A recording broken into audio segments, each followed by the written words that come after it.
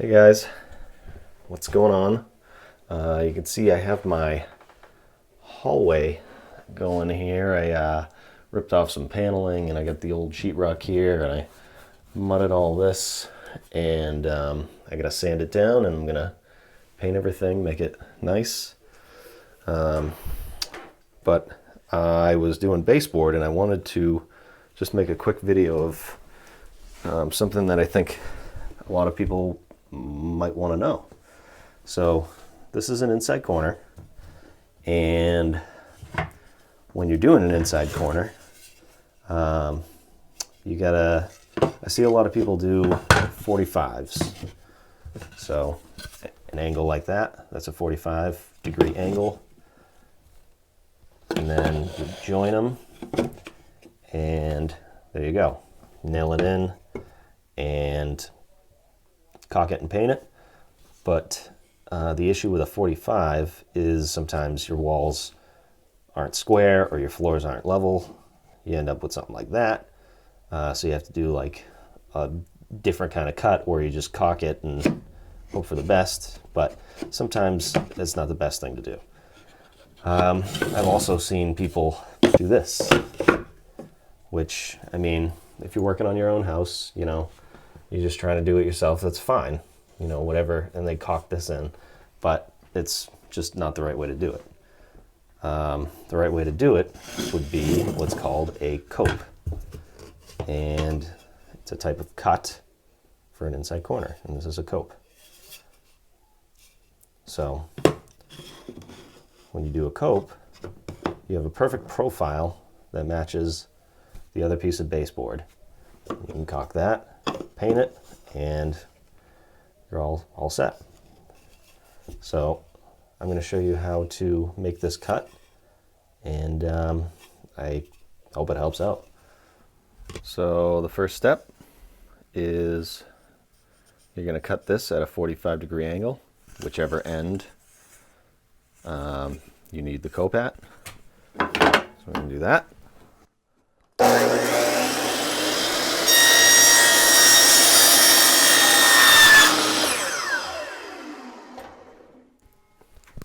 There you go. Step one. Next thing you're going to want to do is wherever that 45 was cut, you're going to want to cut along that.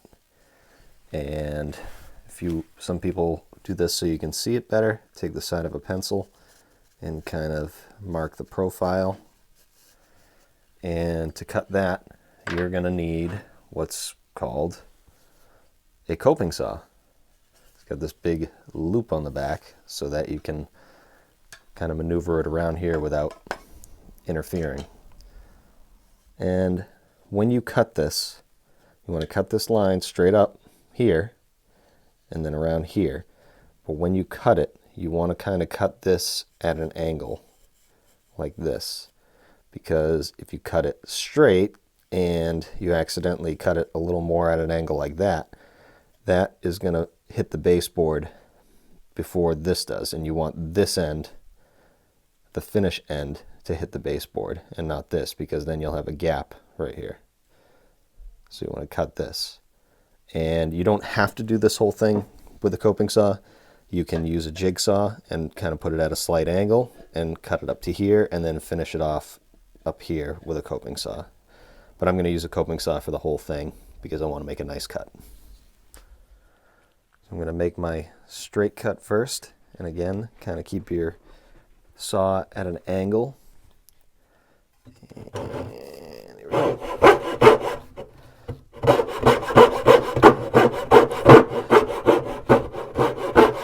And just go nice and slow along this edge.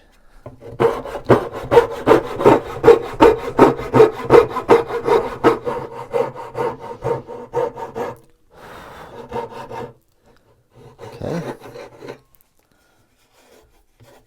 And this is what I mean by cut kind of at an angle. And then you're ready to do this profile here. And what I like to do is just push down to start and guide it with your finger.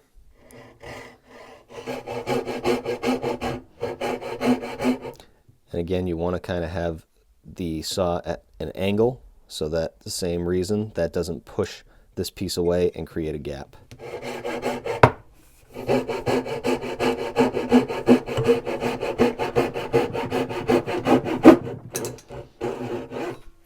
And there you go.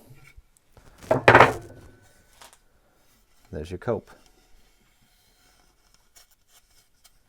Then you caulk this, paint it, and you should be good. I hope that helps out. Leave some comments, subscribe, and keep an eye out for my other videos. Thanks for watching. Burrito, you're killing me. You're killing me, cat. Stop it. What I like to do... Cut. Burrito, I'm trying to teach people how to cope. And you're making all kinds of noise. Shh. And that's Burrito.